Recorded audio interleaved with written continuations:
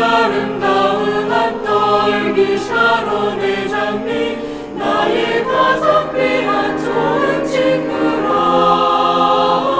나의 가장 귀한 좋은 친구라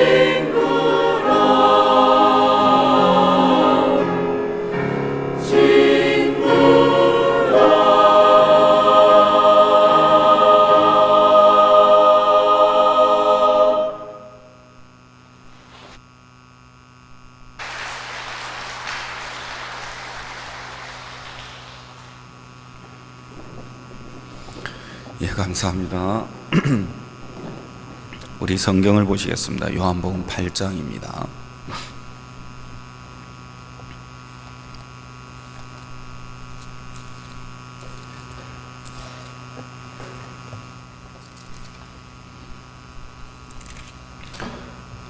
요한복음 8장 1절부터 제가 읽겠습니다.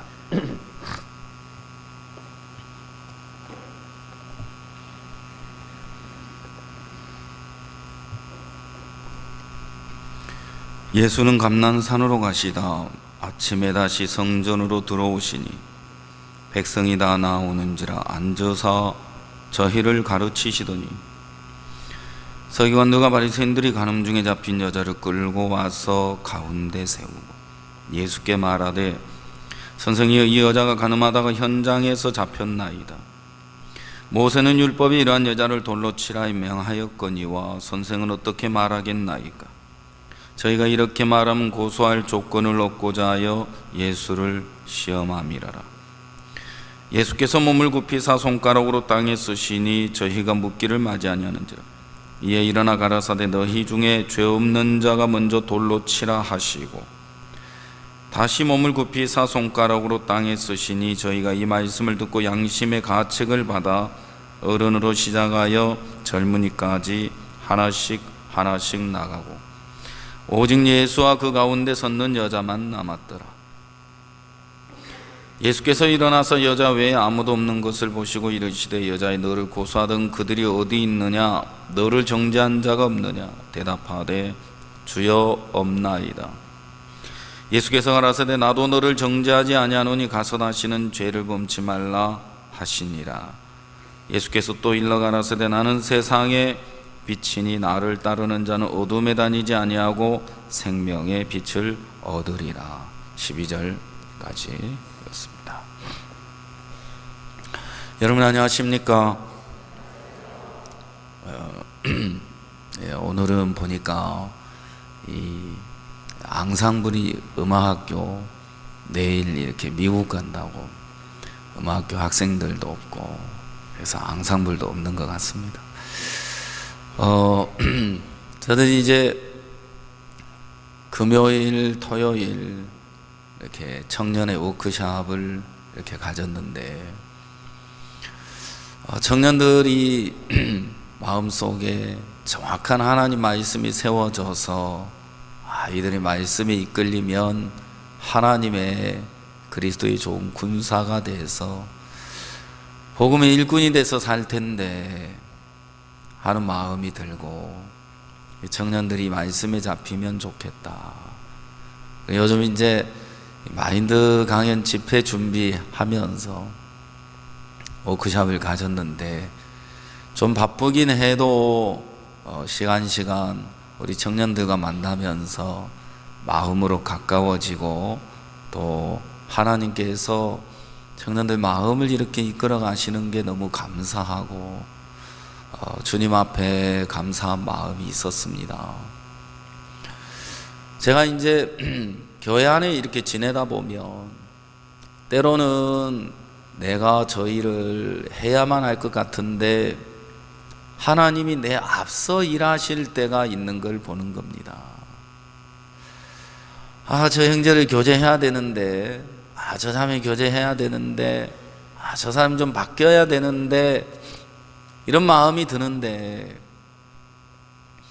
하나님이 저보다 앞서 일하시는 모습을 보면 정말 내가 주님보다 앞서지 않은 게 너무 다행이다. 주님이 내 앞서 이렇게 행하시니까 너무 쉬운데 내가 하려고 하면은 다 감당하려고 하면 끝도 없는데 하나님께서 이렇게 한 사람 한 사람 마음을 바꾸어 주시고 이끌어 주시는구나. 어제는 저녁 때쯤 한 학생이 이렇게 찾아왔어요. 며칠 전부터 그 학교 교사가, 음악학교 교사가 저에게 자꾸 연락이 와요. 이 학생 상담을 좀 해주세요. 하나님이 안 믿어진대요. 그러면서 상담을 해달라고 그러는데 저하고 시간이 잘 안 맞는 거예요. 일주일 전부터 그 얘기가 있었는데 제가 시간을 못 맞춰가지고 그냥 지내게 됐는데 어제 학생이 불쑥 찾아왔어요. 혼자서 같이 이렇게 이야기를 나누는 동안 음악 공부가 쉬운 건 아니라 하더라고요. 음악 공부가 정말 힘들다.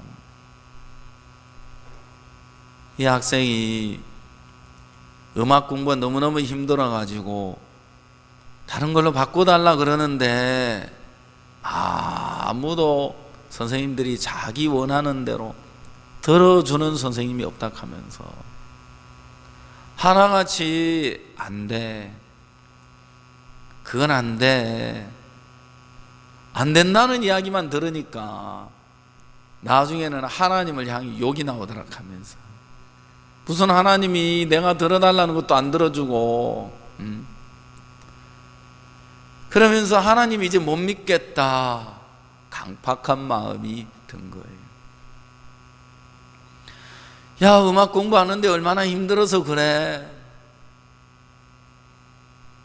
공부를 하는데 처음 공부를 하는데 첫음을 못 잡아가지고 그래 애를 먹었다 하더라고.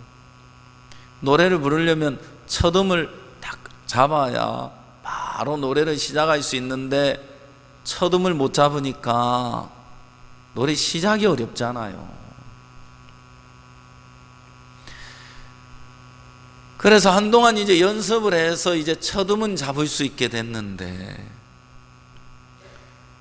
한 곡 연습하는데 6개월이 걸렸다 그러면서 도저히 못하겠다는 거죠.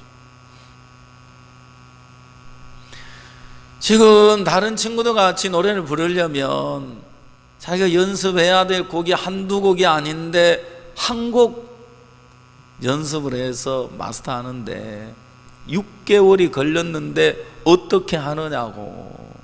나 안 돼요, 너무 힘들어요, 못하겠어요. 제가 그 얘기 들으니까요, 야, 소망스럽대요. 한 곡 연습하는데 6개월이나 걸려서 한 곡을 마스터한다 그러면, 그래가지고 지금은 그런데, 야, 그런 이 학생이 장래 커가지고 세계적인, 세계 최고의 베이스, 야, 음악가가 되면 얼마나 유명해지겠어요. 도저히 아니 6개월에 한 곡 연습해가지고 6개월 연습해서 한 곡을 마스터할 정도나 그러면 그 실력 가지고 어떻게 세계 최고의 음악가가 될 수 있었나요? 야, 화제거리가 되겠다 그 마음이 들었어요. 근데 이제 감사한 건, 야, 6개월에 한 곡 했으니까 다음에는 4개월에 한 곡 안 되겠나? 그래 안 그래요? 그렇게 가다 보면 한 달에 한 곡 될 수 있고, 그렇게 하다 보면 어느 날 가면 하루에 한 곡 될 수도 있을 거야.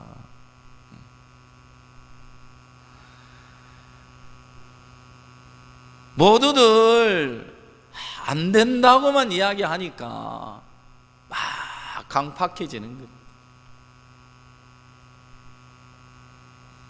왜 저는 선택권이 없어요?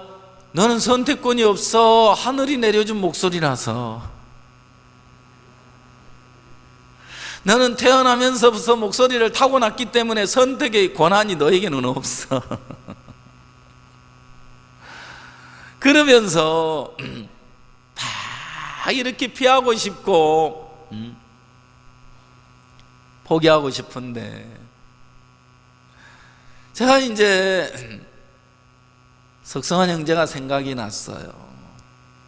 제가 대전에 있을 때 석성환 형제 보면 늘 고개가 한쪽으로 기울어져 가지고 생각 속에 잠겨서 사는 모습을 봤고, 3년 동안 늘 환청을 들으면서, 그런데도 그 막 환청이 들리지만 내가 이런 환청이 들리니까 음악 공부 못하겠어, 그래 안 하고 그거 다 무시해버리고 교회가 인도해 주는 대로, 선생님들이 이끌어 주는 대로 계속해서 음악 공부를 해오는 동안 지금은 그걸 다 이기고 세계적인 피아니스트가 됐다는 거죠. 근데 이제 제가 이 학생 이야기를 쭉 듣다 보니까 제가 이 학생 교제해 줄 게 더 이상 없더라고요. 왜냐고요? 마음이 바뀌어가지고 왔어요. 수요일에 목사님이 오셔가지고 음악학교에서 공연을 했는데, 합창을 부르는데, 합창 부르는 도중에 자기가 솔로로 나와서 이제 노래를 불러야 되는데, 딱 노래를 부르기 직전에 생각이 하나 딱 스쳐 지나가는데, 그리고 또 이제 아니 나는 너무너무 노래를 못해가지고 안 하려고 그러는데 잘하는 애들 많은데 왜 잘하는 애들 안 시키고 왜 못하는 나를 자꾸 시키는 거야 이제. 근데 수요일 날 노래를 들어가기 직전인데 생각이 하나 딱 스쳐 지나가면서 너 하나님께 욕했잖아, 그 생각이 들더라는 거예요. 그 생각이 들어가지고 와, 순간 소름 끼쳤어요.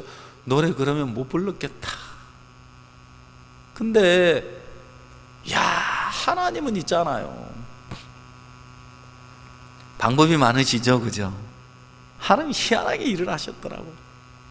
너 하나님께 욕했잖아 하는 생각이 딱 스쳐 지나가는데, 그 기억이 지나가는데 순간 감사가 마음에 팍 끌어오르더라는 거죠.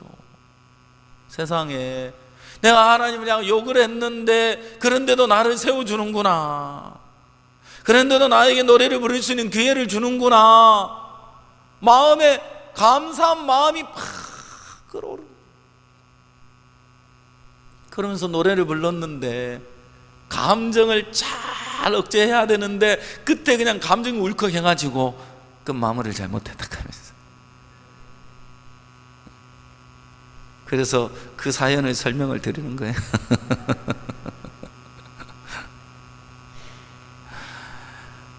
이 형제가 앉아서 이런저런 대화를 얼마나 은혜로운지. 야, 그렇지. 왜? 이걸 이런 거야. 왜?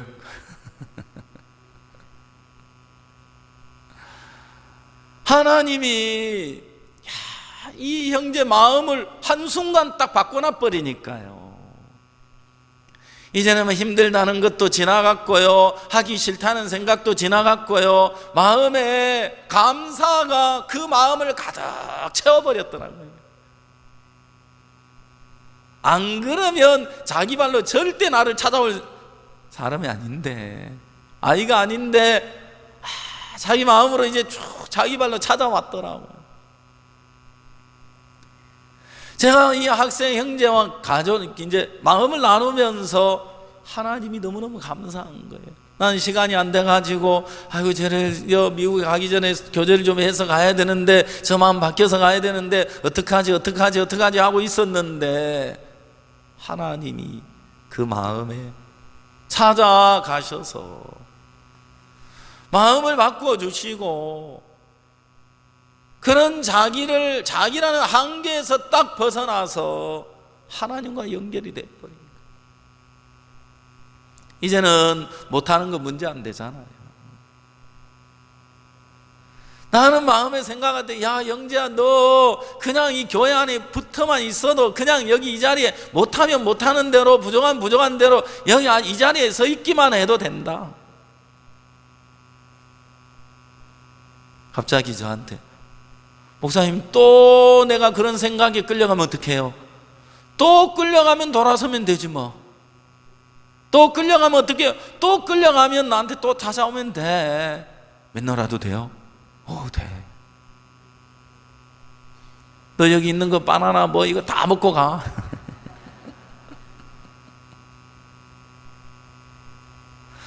두려울 게 없잖아요. 걱정할 거 없잖아요. 염려할 게 없잖아요.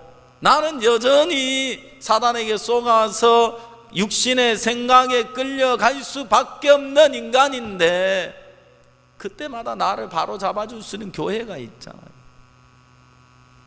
그때마다 나를 끌어줄 수 있는 종이 있잖아요. 나는 스스로 벗어날 수 없어도 그때마다 나를 건져줄 교회와 종이 있는 게 너무 감사해요. 이렇게 형제의 마음을 하나님이 만들어가고 계시는 게 너무너무 감사하고 소망스러워요. 그래서 저녁에 청년들하고 말씀을 나누면서 민수기 21장에 노뱀에 관한 이야기가 나오는데, 사람들이 막 모세에게 요구하는 거예요. 우리에게서 불뱀을 떠나가게 해주소서. 모세는 하나님께 물었는데 하나님이 불뱀을 만들어 장대위에 달라 물린 자마다 그것을 쳐다보면 살리라. 누가 쳐다보면 살아요? 물린 자. 누가 불뱀을 없애달라 그래요? 안 물린 사람들이. 그렇죠? 여러분, 불뱀에게 물려서 죽어가는 사람은 이 불뱀 좀 치워줘요, 이 불뱀 좀 없애줘요, 이 불뱀 좀 제발 떠나가게 해주세요, 그 얘기 안 해요. 이미 불뱀에게 내가 물려 죽게 생겼는데 불뱀 떠난다고 무슨 소용이 있어요? 무슨 의미가 있어요? 그래 안 그래요? 그렇죠.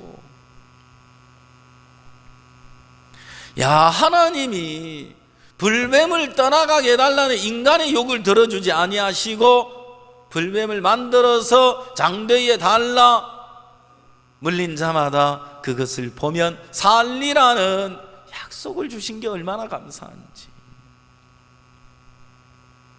노뱀을 만들어서 장대위에 달았어요.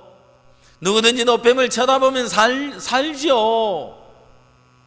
물린 자들이 그걸 쳐다본 즉 살더라. 여러분, 노뱀을 쳐다본 즉 살더라.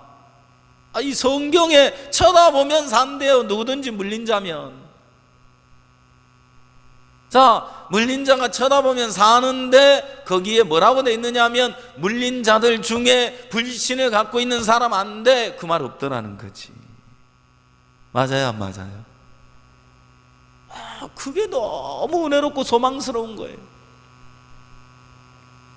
그 사람이 어떤 삶을 살았든지, 어떤 모습을 하고 있든지, 어떤 형편 속에 놓여 있든지, 어떤 모습을 하고 있든지, 하나님은 그것은 전혀 보지 아니하시고 물린 자가 쳐다보면 살리라, 그렇게 약속하셨다는 사실입니다. 오늘 불뱀에게 물린 자들이 여기 다 모였죠, 그죠? 자, 여러분이 불뱀에게 물렸다고 이제 생각을 해봅시다. 다리가 퉁퉁 부어오르고 얼굴이 붓고 온몸이 막 부어오르기 시작하는데 노뱀을 쳐다보면 산대요. 근데 여러분들이 여러분의 마음을 들여다보면 다 똑같지가 않아요. 그렇죠?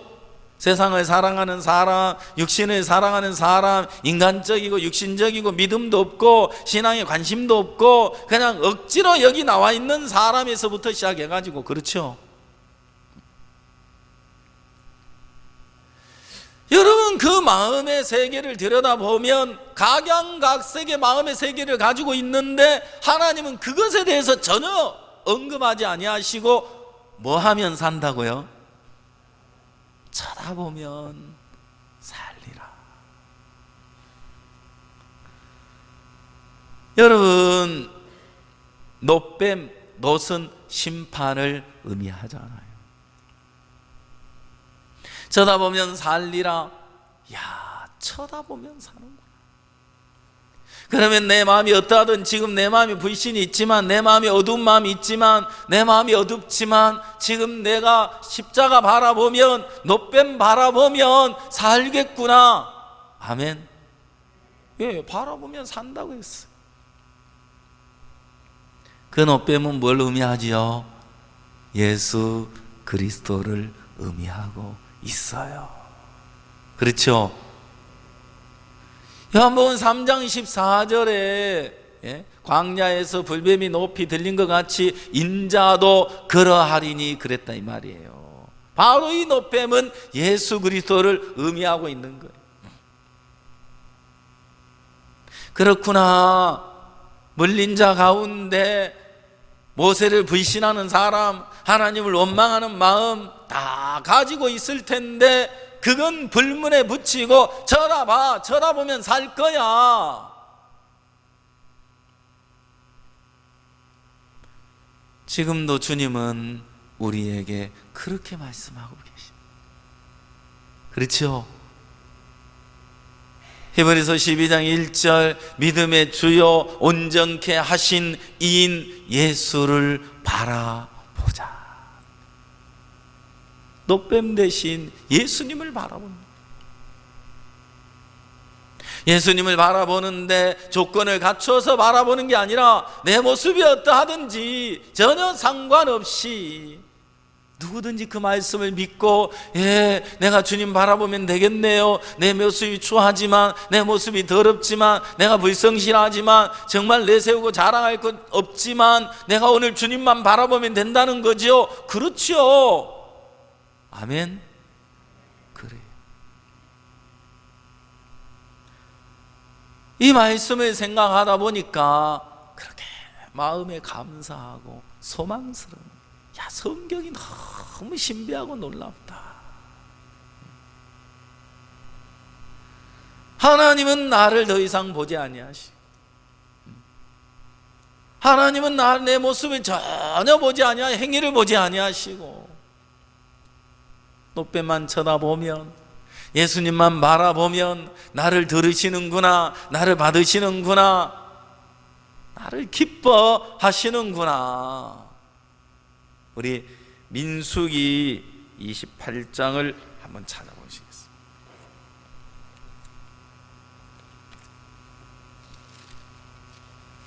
민수기 23장입니다.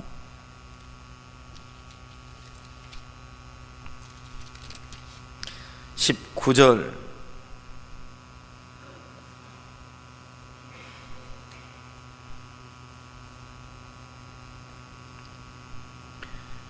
구약성경 235페이지입니다. 자, 여기 하나님은 인생이 아니시니 시건치 않으시고 인자가 아니시니 후회가 없으시도다. 어찌 그 말씀하신 바를 행치 않으시며 하신 말씀을 실행치 않으시랴. 내가 축복의 명을 받았으니 그가 하신 축복을 내가 돌이킬 수 없도다. 21절을 다 같이 한번 읽어보시겠습니다. 시작.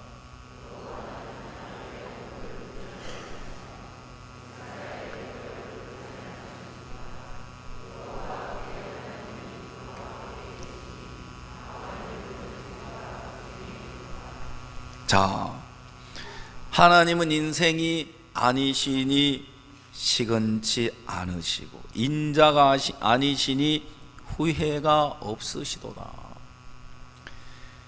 어찌 그 말씀하신 바를 행치 않으시며 하신 말씀을 실행치 않으시랴. 하나님 말씀하시면 말씀 그대로 이루시는 분이죠. 그렇죠?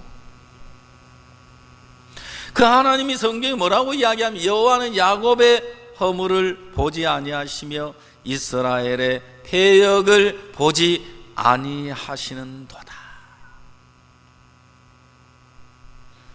우리가 믿음으로 발걸음을 내디디려고 할 때마다 발목을 잡는 게 있어요. 자꾸 나를 바라보면 힘을 잃어버리잖아요. 그렇죠?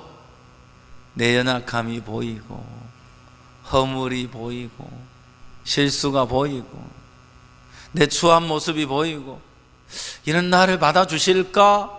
이런 나를 기뻐하실까? 이런 나를 통해 하나님 역사하실까? 아니야 하나님 나에게 일 안 하실 거야. 막 그 마음의 싸움이 되잖아요.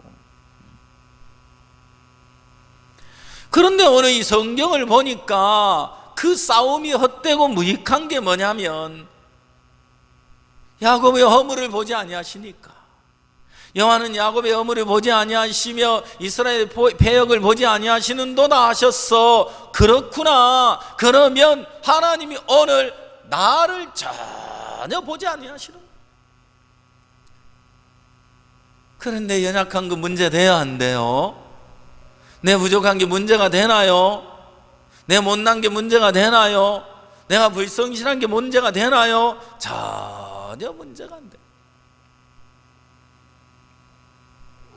나에 대해서는 이제 걱정을 붙들어 매놔도 되겠죠, 그죠? 하나님이 내 허물 보지 아니하시는구나. 이렇게 하나님의 마음을 정확하게 알아가면 내 마음에 자유가 찾아오고 말할 수 없는 마음의 쉼이 찾아오는 거예요. 그렇네요. 하나님은 내 허물 보지 아니하시네요. 내 연약함 보지 아니하시네요. 괜한 걱정을 했네요. 괜한 염려를 했네요. 괜히 육신의 생각에 빠져서 사단에게 마음을 내어주고 살았네요. 그러면 내 모습이 어떠하든지 믿음으로 발걸음을 내딛기만 하면 하나님이 역사하시네요. 그렇죠. 아멘. 예. 하나님의 역사를 경험하지 못하는 사람, 왜 하나님의 역사를 경험치 못하는 거죠? 이유가 뭐죠? 믿음이 없어서입니까? 연약해서입니까? 아주 단순한 이야기가 뭐냐면 발을 내딛지 않기 때문에. 그래서 스스로는 주저하고 형편이 더 크게 보여지니까 마음에서 되겠나 싶고 그냥 육신에 머물려는 마음이 많은데, 교회가 종이 끌어줄 때 마음을 받아서 한 걸음을 내딛다 보면 반드시 그곳에 하나님의 역사가 나타나도록 되어 있습니다. 아멘.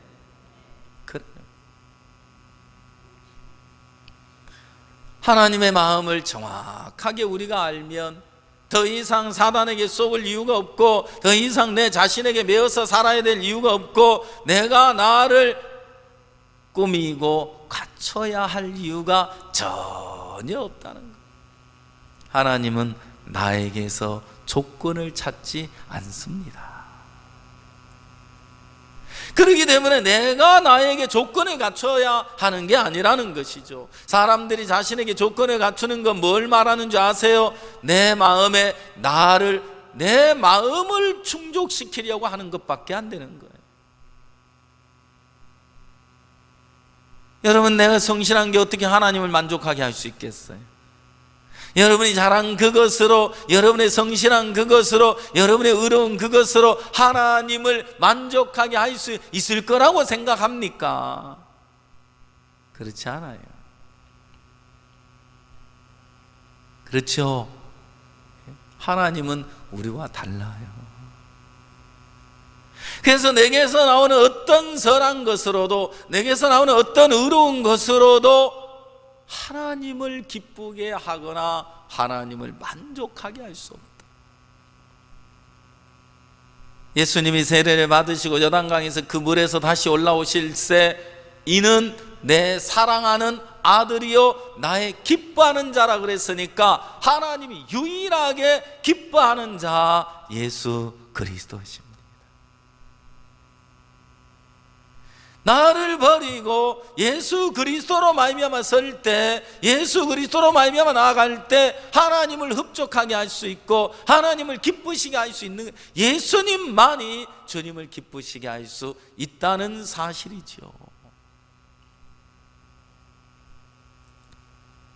오늘 제가 요한복음 8장을 읽었습니다.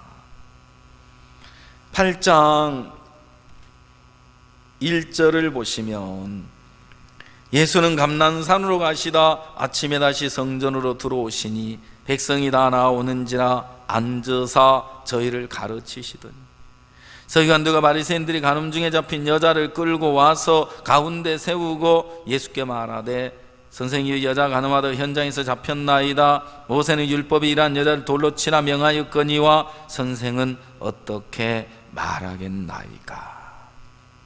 자, 여러분, 여기서 우리는 간음을 하다가 현장에서 붙잡혀 이끌려온 한 여인을 만날 수 있습니다.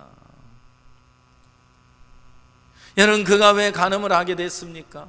왜 간음을 하다가 현장에서 이끌려올 수밖에 없습니까? 이런 부끄러운 모습으로, 추하고 더러운 모습으로, 형편없는 모습으로 주님 앞에 설 수밖에 없습니까? 그것은 이 여자의 마음의 세계를 결국 들여다보면 그는 결국 죄에 매여 있고 육신에 매여 있고 음란한 생각에 매여 있는 동안 죄의 종이 돼서 죄에 끌려갈 수밖에 없다는 이야기잖아요. 왜 돌에 맞아 죽을 위치에 다다르게 됐습니까? 간음하다가 현장에 잡히면 돌에 맞아 죽는다는 사실 몰라서요?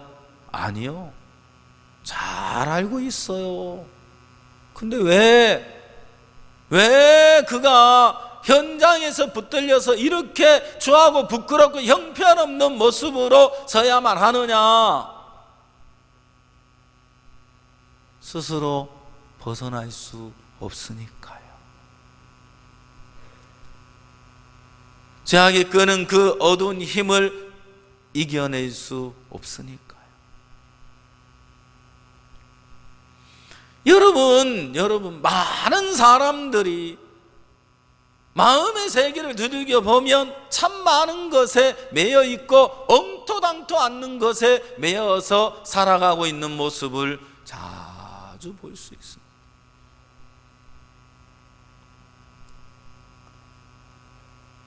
마음을 두들겨서 마음의 이야기를 듣다 보면은요, 재밌어요. 죄에 매여 있는 사람, 자기 못난 것에 매여 있는 사람, 못 배운 것에 매여 있는 사람, 어떤 사람은 또 얼굴 잘난 것에 매여 있는 사람, 어떤 사람은 또 키 큰 것에 매여 있고, 어떤 사람은 또 키 작은 것에 매여 있고, 어떤 사람은 또 공부 많이 해가지고 또 매여 있는 사람. 내가 가방끈이 길어서 이렇게 신앙이 안 되는 것 같다 하면서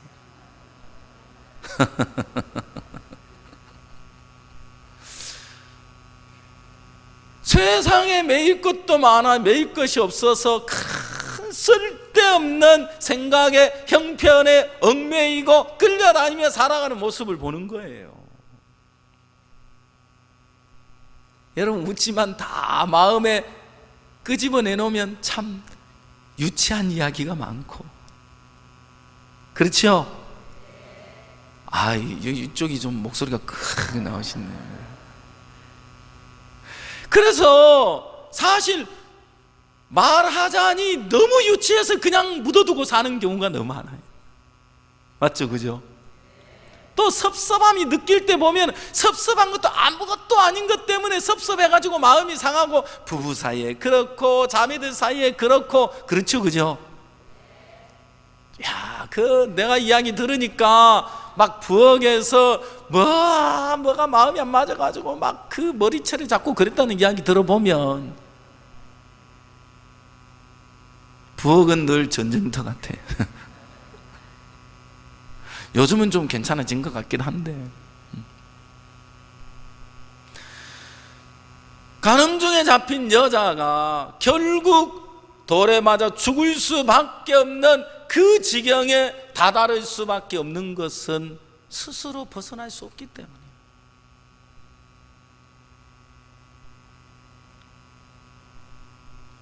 기쁜 소식지에 어떤 내용이 하나 있는데, 할머니 한 분이 선반에 얹어져 있는 꿀 항아리를 내리다가 턱 떨어뜨려 가지고 퍽 깨져버렸어. 단내가 나니까 파리가 날라오잖아요. 한참 후에 와보니까 그 꿀에 파리가 앉아서 그걸 빨아먹다가 아예 꿀에 푹 빠져가지고 허우적 때문에 죽어가고 있는 거라. 그 할머니 왈 꼭 끝장을 봐야 되겠니?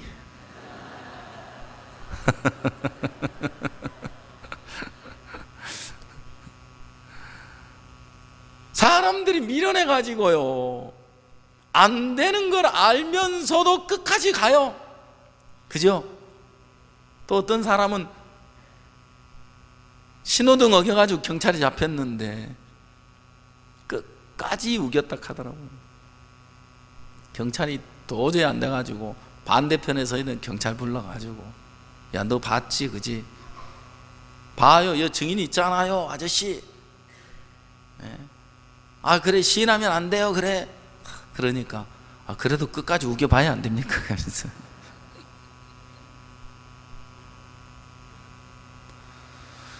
여러분, 간음중에 잡힌 여자가 이제는 그냥 죄악에 이끌리는 것으로 끝나는 게 아니고요, 돌에 맞아 죽을 수밖에 없는 불행한 삶이 돼버립니다. 죽음에 이르게 되더라 이 말이에요.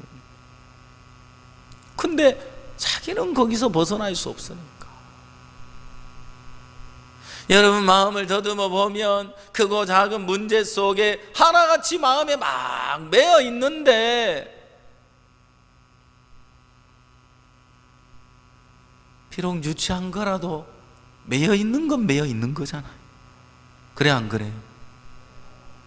정말 아이고 차마 얼굴이 뜨뜻해가지고 이런 말 못하겠다 싶지만, 매인 건 매인 거고 갇힌 건 갇혀 있는 거니까, 문제는 드러나야 치료가 되지, 드러내야 벗어나는 거지. 내 속에 숨겨놓은 상태로, 가려진 상태로는 치료가 안 되는 것이고 벗어나질 수 없는 것이에요. 그렇죠? 하나님께서 이 간음중에 잡힌 여자 이야기를 통해서 나를 보여주고 계시는 거잖아요. 이게 너야. 이게 너야. 너 지금 올라오는 그 육신의 작은 생각 하나도 못 이겨내잖아. 봐, 끌려가고 있잖아. 봐, 그 생각에 매여서 살잖아. 정확하게 생각의 세계가 끝이 나면 벗어나는 건데, 믿음이 있다고 말하면서, 복음을 위해 산다고 말하면서, 나름대로 하나님 앞에 산다고 말하면서, 실제 마음의 세계를 들어가 보면 결정적인 순간에 육신의 생각 하나 올라오면 그대로 끌려가 버리고 많은 생각의 종이 돼서 많은 사람들이 살아가고 있는 걸 보는 거예요. 여러분, 거기서 스스로 못 벗어나잖아요. 감사한 건 이 여자가 예수님 앞에 이끌려왔다는 사실이에요. 그렇죠? 여기 성경을 보면 9절, 저희가 이 말씀을 듣고 양심의 가책을 받아 어른을 시작하여 젊은이까지 하나씩 나가고 오직 예수와 그 가운데 섰는 여자만 남았더라. 자, 이제 그 여자를 정죄하고 그 여자를 향해 돌을 들고 있는 모든 사람들이 다 떠나가 버렸어요. 그리고 그 여자와 예수와 그 가운데 섰는 여자만 남았더라. 언제 정죄가 끝나죠? 언제 심판이 끝나죠? 여러분, 언제 그 송사는 무리가 떠나가는 거죠? 예수님 앞에 다다를 때, 예수님 앞에 이르게 될 때, 고고학자들이 말하기를 땅이 어두운 상태로 수만 년이 지났다, 몇천 년이 지났다, 그런데 그건 모르는 일이고, 언제까지 어둠 속에 있느냐? 빛이 임하기까지. 그래 안 그래요? 예. 땅이 혼돈하고 공함이 흑암이 깊음에 있는데 빛이 임하면 흑암이 끝나는데 빛이 임하기까지 어둠 속에 있어야 돼요. 어둠 속에 있어야 돼요. 하나님이 때로 문제 속에, 형편 속에, 또 내 자신 속에 하나님이 가둘 때가 있는데, 기가 막힌 웅덩이와 수렁에 집어넣어 놔도 기어 나오는 사람 있죠, 그죠? 그 기어 나오면 다시 집어넣어 버려요, 하나님이. 기어 나오는 건 그건 가짜거든. 하나님이 건져줘야 진짜 벗어나는 거지. 그 사람 다시 매이게 돼 있고, 다시 갇히게 돼 있고, 다시 그 속에 빠지게 돼 있어요. 내버려둬도 그 속에 빠지게 돼 있어요. 하나님이 기가 막힌 웅덩이와 수렁에 빠뜨리시고, 거기서 하나님만 바라고 기대하게 하시는, 그 기가 막힌 웅덩이 수렁에 빠뜨려서 뭘 하시는지 알아요? 그 기대, 그 자신에 대한 기대와 모든 방법을 다 빼내는 일을 하시는 거예요. 그때 주님이 찾아오시는 거예요. 예수님이 땅에 글을 쓰시고 너희 중에 죄 없는 자가 돌로 치라 하시고 다 떠나가시고, 이제 예수님과 그 가운데서는 여자를 향하여 주님이 너를 정죄한 자가 없느냐? 예, 없나이다. 나도 너를 정죄하지 아니하노니. 아멘. 자, 11절 대답하되 주여 없나이다. 예수께서 가라사대 나도 너를 정죄하지 아니하노니 가서 다시는 죄를 범치 말라 하시니라. 나도 너를 정죄하지 아니하노니, 주님의 음성이 들려졌을 때 그 모든 두려움에서 이 여자로 하여금 벗어나게 하시더라고요. 나도 너를 정죄하지 아니하노니, 그래 넌 이제 죄가 없어, 너 온전해, 너 깨끗해. 자, 나도 너를 정죄하지 아니하노니, 그래 이전에 네가 어떤 모습이었든 난 너를 정죄하지 않아. 너 조금 전에 간음을 했어, 그렇지만 난 정죄하지 않아. 맞습니까? 예. 주님이 우리에게 새 언약을 주시는 걸 보세요. 율법으로는 이 여자가 죽어야 돼. 율법은 죄와 사망의 법이에요. 율법은 살리는 법이 아니에요. 죽이는 법이에요. 그래서 누구든 율법 앞에 서면 사망에 이르게 되는 거예요. 정확하게 율법 앞에 자기를 세우게 됐을 때 사망이 임하게 되면서 자신의 길이 끝이 나게 돼 있어요. 그 사람이 주님을 만나게 되고 그 사람에게 주님이 찾아가시는 거예요. 예레미야 31장을 한번 찾아보겠습니다.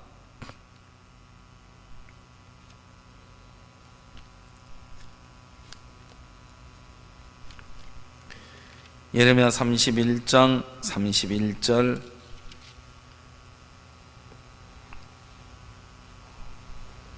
나 여호와가 말하노라. 보라 날이 이르리니 내가 이스라엘 집과 유다 집에 새 언약을 세우리라. 나 여호와가 말하노라. 이 언약은 내가 그들의 열조의 손을 잡고 애굽 땅에서 인도하여 내던 날에 세운 것과 같지 아니할 것은 내가 그들의 남편이 되었어도 그들이 내 언약을 파하였음이니라. 나 여호와가 말하노라. 그러나 그날 후에 내가 이스라엘 집에 세울 언약은 이러하니 곧 내가 나의 법을 그들의 속에 두며 그 마음에 기록하여 나는 그들의 하나님이 되고 그들은 내 백성이 될 것이라. 그들이 다시는 각기 이웃과 형제를 가리켜 이르기를 너는 여호와를 알라 하지 아니하리니 이는 작은 자로부터 큰 자까지 다 나를 알림이니라. 내가 그들의 죄악을 사하고 다시는 그 죄를 기억지 아니하리라. 여호와의 말이니라. 자, 여기에 보면 나 여호와가 말하노라, 이게 반복해서 나오고 있는 거예요. 누가 말씀하고 계시는 거예요? 하나님이. 나 여호와가 말하노라. 이스라엘과 유다 집에 새 언약을 세우겠다. 나 여호와가 말하노라. 그들의 열조의 손을 잡고 애굽 땅에서 인도하던 내던 날에 세운 것과 같지 아니하다. 하나님이 이스라엘과 유다 집에 새 언약을 세우시듯 우리 마음에 새 언약을 주시는 것입니다. 그래서 나 여호와가 말하노라. 나 여호와가 말하노라. 여호와의 말이니라. 새 언약은 뭡니까? 내가 너희 죄를 기억지 아니하리라. 아멘. 그래, 이게 새 언약이에요. 많은 사람들이 법에 매여서 행위에 매여서 살아갑니다. 우리 마음에 매인 것들이 정말 많습니다. 그러나 그것이 치료가 돼서, 그것이 정리가 돼서, 그것이 벗어나져서 해결을 해서 하나님 앞에 서는 게 아니고요. 우리는 거기서 스스로 벗어날 수 없기에 오늘 하나님께서 예수 그리스도로 말미암아 새 언약을 우리에게 주셨다는 것입니다. 그러니 새 언약을 주셨으면은요, 자, 간음중에 잡힌 여자가 나도 너를 정죄하지 아니하노니 주님의 음성이 들려졌기 때문에 이제 더 이상 죄와 사망의 법인 율법의 저촉을 받는 게 아니라는 거지. 그렇죠? 그래서 이제 간음중에 잡힌 여자는 나도 너를 정죄하지 아니하노니 주님의 말씀에 반응하고 주님의 말씀에 이끌리고 주님의 말씀으로 새 생명을 얻어서 마음에 참된 자유를 얻고 그 자유를 누리면서 예수 그리스도 안의 삶을 살게 되었다는 사실.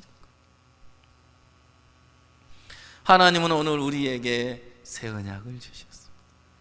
간음중에 잡힌 여자에게만이 아니라 이미 예레미야 31장에서 새 언약을 주신 것처럼 그 언약이 나에게도 임한 것. 히브리서 10장에 성령이 우리에게 증거하시되 내 법을 너희 마음에 두고 너희 생각에 기록하리라 하신 후에 새 언약을 그날 이후로 새 언약을 우리에게 준다 하셨습니다. 그 언약이 뭐냐? 너희 죄와 너희 불법을 내가 기억지 아니하리라. 아멘. 하나님이 기억 안 하신다면 안 하시죠? 그렇죠? 그래요. 하나님이 이제 예수 그리스도가 십자가 흘리신 피로 말미암아 우리의 모든 죄를 사하시고 이제 우리의 죄를 기억지 아니하시고 그래서 그 피를 믿음으로 그 약속으로 말미암아 우리는 하나님 앞에 오늘 담대하게 설 수 있습니다. 하나님 기억 안 하신대요. 하나님 기억 안 하신다면 기억 안 하시죠? 거짓말 하실 수 없죠? 그래요. 여러분들은 거짓말 자주 하죠, 그죠? 애들 막 혼내놓고 뭐라 그래요? 다시는 그러지 마. 이번에는 내가 잊어버릴게. 해놓고 그 다음에 저번에도 그러더니 이 녀석 또 그런다. 그래 안 그래요? 그러나 하나님은 거짓말 안 하셔요. 너희 죄와 너희 불법을 기억지 아니하시리라. 하나님께서 이렇게 정확하고 영원히 변치 않는 말씀으로 우리에게 약속을 주셨기 때문에 그 약속을 믿음으로 오늘 우리는 하나님 앞에 담대히 설 수 있습니다. 우리 사모님 남편 되시는 분이 한 주 전에 저번 주에 만나서 말씀을 나누는데 내가요 죽음을 생각했어요. 아이고 이번에 아파가지고 죽다 살았어요. 내가 죽음을 생각했는데 이렇게 죽으면 어떡하지? 이렇게 죽으면 안 되는데, 죽음으로 끝나면 안 되는데, 내가 영생을 얻을 수만 있다면 잘 먹고 이 땅에서 잘 사는 거 그게 무슨 의미가 있어? 내가 영생을 얻을 수만 있다면 이거보다 더 크고 복된 게 어디 있어? 그 얘기를 하시더라고요. 복음을 쭉 전하는데 감사한 게 영생을 얻을 수만 있다면 아이고 예수님이 영생으로 주셨는데. 아멘. 여러분이 영생을 얻었죠, 그죠? 영생을 얻었는데 영생을 얻은 사람들이 이 땅에 밀어넣을 게 뭐가 있어요? 영원한 생명을 얻었는데 죽음이 뭐가 두려워요? 내가 좀 가난한들, 내가 좀 부족한들, 내가 좀 정말 세상적으로 내가 풍요롭지 않는들, 여러분 내가 영생을 얻었다는 게 얼마나 이제 주님 안에 한 가족이 돼서 형제가 돼서 생각해 보니까 야 교회 안에 연결된 지 오래되셨는데 찔기기는 찔기신 분이다. 그래도 하나님이 이렇게 기다리시고 또 기다리시고 또 기다리시면서 기다려주시고 구원해 주시는 거 보니까 감사하죠, 그죠? 하나님 포기 안 하신 게 얼마나 감사한지. 우리는 벌써 포기했을 텐데 몸이 안 좋으셔가지고 수요일날 목사님 오셨는데 기도하러 오십시오. 어디 아파서 왔습니까? 목사님 물으시는데 이분 죽다 살았습니다. 이분이 구원받았습니다 하시더라고요. 그 구원받았습니다 하는 한마디 아무나 못해요. 그래 안 그래요? 이제 구원받아서 그리스도 안에 형제가 됐어. 이제 함께 주님을 섬길 수 있게 된 게 얼마나 감사한. 하나님은 교회 안에 봄이 돼서 따스한 기온이 돌면서 메마른 나뭇가지에 물이 오르고 새싹이 돋아나고 꽃이 피어나는 것처럼 우리 교회 안에 하나님께서 새 생명을 탄생하는, 생명을 낳는 성령의 역사 하나님이 풍성하게 나타내시겠다. 그리고 하나님 우리를 통해 그 일을 하시겠다. 소망스럽고. 여러분, 간음증이 잡힌 여자에게 나도 너를 정죄하지 아니하노니, 그 음성이 들려지면서 그동안 매여있고 두려움에 쌓여있고 묶여있던 데서 자유를 얻어서 너무너무 기뻐할 거예요. 그에게 임한 자유가 그를 육신의 기회를 삼고 살게 하는 것이 아니라 복음을 위해서 다 같은 사람을 구원해 주시는 주님의 사랑을 인하여 기뻐하며 오늘도 그 주님을 증거하며 살아갈 그 삶들을 생각해 보면 너무 소망스럽고, 제2의 간음죄에 잡힌 여자, 제3의 간음죄에 잡힌 여자, 제4의 바로 오늘 우리가 그 간음죄에 잡힌 여자가 돼서 어둠에서 벗어나 빛 가운데 삶을 살게 되는 것이죠. 우리 성경을 다시 본문으로 돌아가 보겠습니다. 8장 12절 보겠습니다.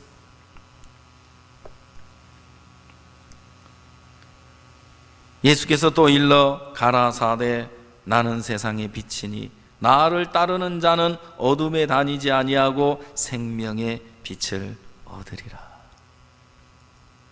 지금까지 간음증에 잡힌 여자가 자기로서 살아가는 동안 어둠의 삶을 살 수밖에 없었습니다. 나도 너를 정죄하지 아니하노니 가서 다시는 죄를 범치 말라. 그러니까 이제 다시 죄를 범치 않으려고 노력을 해야 되는 것이 아니라 나는 세상의 빛이니 나를 따르는 자는 어둠에 다니지 아니하고 빛 가운데 행할 것이라 했는데, 내가 주님과 함께 살아가는 동안 더 이상 어둠에 빠지지 아니야. 하나님이 기뻐하는 삶이 될 줄 믿습니다.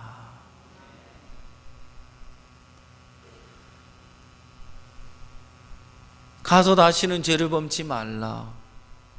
여자 보고 그렇게 노력하라는 겁니까? 이제 주님이 해주시겠다는 겁니까? 주님이 해주시겠다는 겁니다.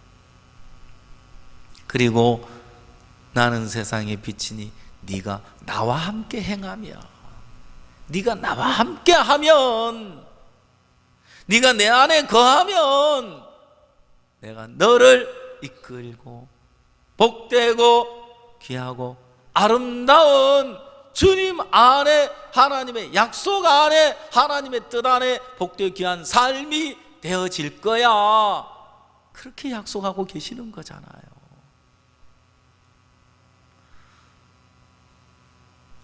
이제 우리가 새 언약을 받고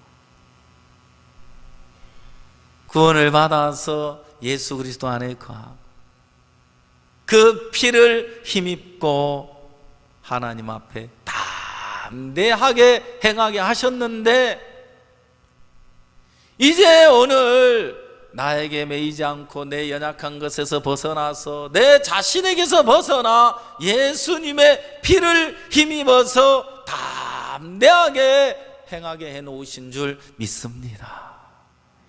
예수님의 피를 믿으십시오. 예수님의 피라면 하나님 앞에 담대히 설 수 있습니다. 내 모습이 어떠하든 내 모습 보지 않습니다. 예수님의 피만 보십니다. 아멘. 그래서 주님의 보혈이, 십자가에 흘리신 피가 오늘도 우리를 하나님 앞에 담대하게 서게 하시면서 그 주님 우리와 동행하시고 그 주님 우리 안에 계시면서 우리의 부족함을 대신하시고 우리의 삶을 대신 살아주시고 우리를 복되게 하실 줄 믿습니다. 기도하겠습니다.